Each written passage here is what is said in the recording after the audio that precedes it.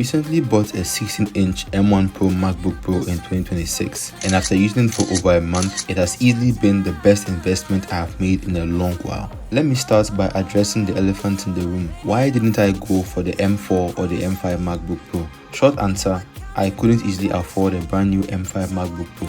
Case closed. Long answer, my MacBook Pro spec and price was too good an offer for me to pass up. We're talking 16 inches, 512GB SSD and 32GB of RAM. Magnificent. The M1 Pro with my spec when released in 2021 was a little over $2,000, so getting it for just over $1,000 at the time of this recording was an absolute deal of a lifetime. Now if you're in the market for a used MacBook Pro, stick around because very soon I will show you exactly how I checked every single component of my MacBook Pro to avoid getting scammed or buying something unusable.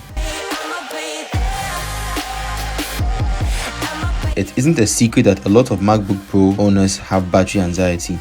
Personally, my expectations were quite low because I'm coming from a 2020 HP Omen 15. This laptop with the lowest power mode setting, just streaming YouTube videos at 1080p barely lasts 3 hours. But then you'd say it's a gaming PC. Well, unfortunately, because it's a gaming PC, I did not have access to the computer's full power when on battery mode, so that's a big problem. This means if I'm coding, designing or editing videos, I need the lights to stay on, which gets very unpredictable where I live. You can't make this up.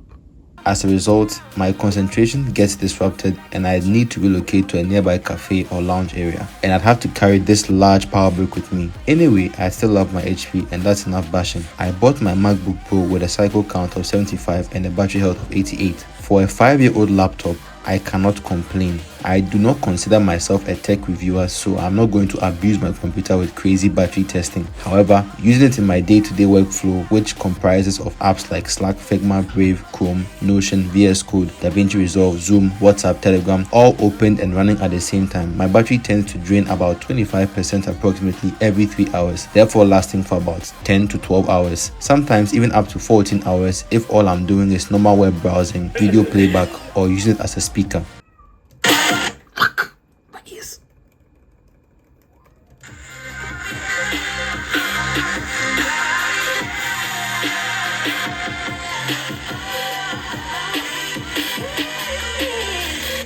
Not too shabby for a 5-year-old laptop, eh? Not too shabby for a 5-year-old laptop, eh? Since I work remotely, I logically just leave my computer to last me from 9 AM to 5 PM and we are good. 8 hours of battery, piece of cake. But from my research, reviewers have noted that when you push the computer with editing very large and heavy video files from cameras with very difficult codecs or any kind of workflow that constantly demands a lot of performance for a sustained period of time, you should expect to get about 4 to 5 hours of battery on the M1 Pro. So I'll keep that in mind. So far, for my personal testing and for my workflows, the M1 Pro just flies through any task I throw at it without breaking a sweat, whether I'm connected to a charger or not. I barely even need my headphones now, and that's saying a lot, considering most of the demanding tasks I put my MacBook through are video editing tasks. Well, it's partly also because my headphones are USB-A and the MacBook Pro only provides Thunderbolt 4, which is USB-C. I know you have heard this so many times, but I guarantee you, this thing's speakers are really good. I wouldn't talk much. I had to get the 16-inch MacBook Pro.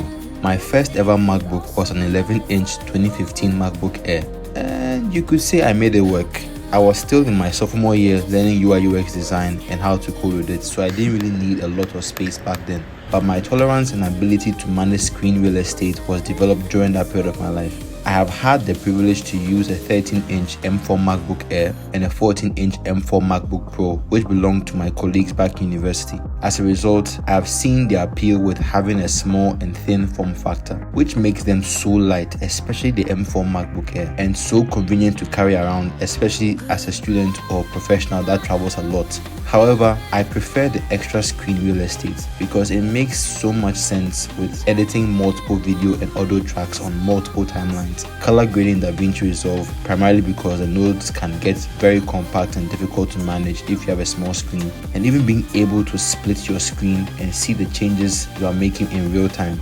Besides, The very same people that claim the 14-inch MacBook should be the de facto end up purchasing portable secondary monitors to facilitate their workflows. These same people claim the 16-inch is too heavy, too bulky, and less convenient to move around. Meanwhile, the added weight of a decently sized portable monitor with decent quality ends up being noticeably heavier than just carrying around the 16-inch MacBook Pro. So pick your poison.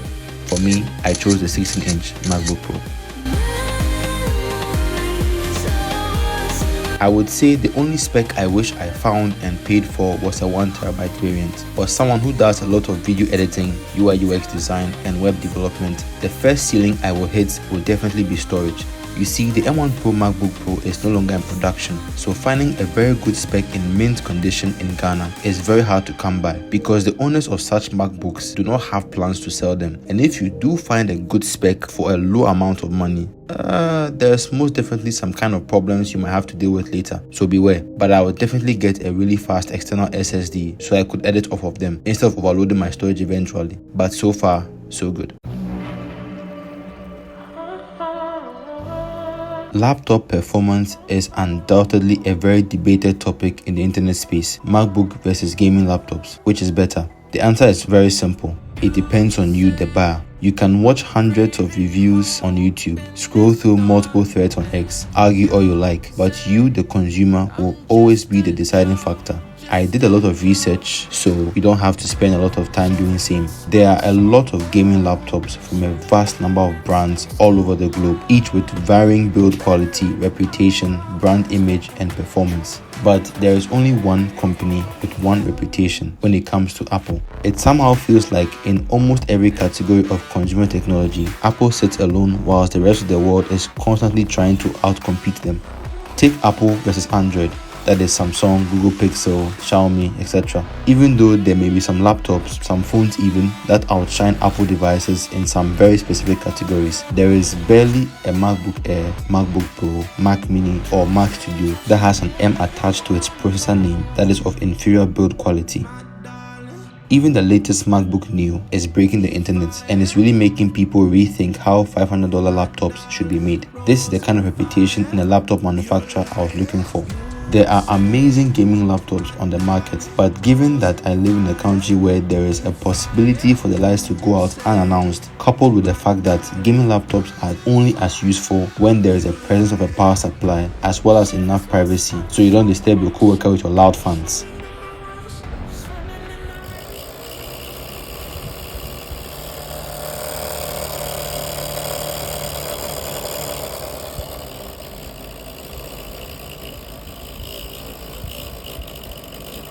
Buying a gaming laptop was definitely not a sensible purchase decision for me personally. However, if gaming pays your bills and you don't just spend money on Steam and Epic Game Store, no debate, buy a gaming laptop. Everyone else is just justifying a hobby. Even better, get a gaming desktop PC. You can squeeze out more power for a similar price. Maybe if the software that you use at work doesn't run natively on macOS, for example, if you're into architecture, engineering and construction, Autodesk 3ds Max, SolidWorks, Revit, Civil 3D, or if you're working in finance and enterprise accounting using Microsoft Access, Microsoft Power BI desktop, you can see where it is going. Sage 50, Fidelity Active Trader Pro. Simply put, software that doesn't run well on ARM but only on the x86 architecture. Don't disappoint logic. Get a Windows laptop. Everything else, creative workflows with the Adobe Suite, DaVinci Resolve, Final Cut Pro, music production with Logic Pro, FL Studio, Cubase, design workflows with Framer, development workflows, web development, mobile app development, cloud and infrastructure, as long as it runs natively on Apple Silicon without any software restrictions or any system architecture compatibility issues. Apple MacBook Pros dominate and obliterate their competition with or without a power adapter. Case closed.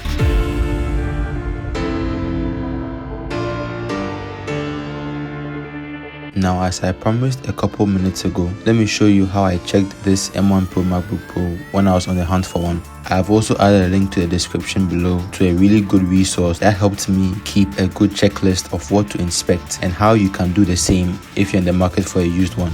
First of all, check the iCloud activation lock status in system information. The activation lock status on the bottom line should read as disabled. If it is still enabled, request the seller to take it off by following the instructions in the resource in the description. However, if they refuse or are being a pain, cancel the deal immediately and go find another prospect. The next thing is pretty obvious. You need to make sure that the device's specifications actually match what is in the advertisement. Afterwards, you need to verify the serial number.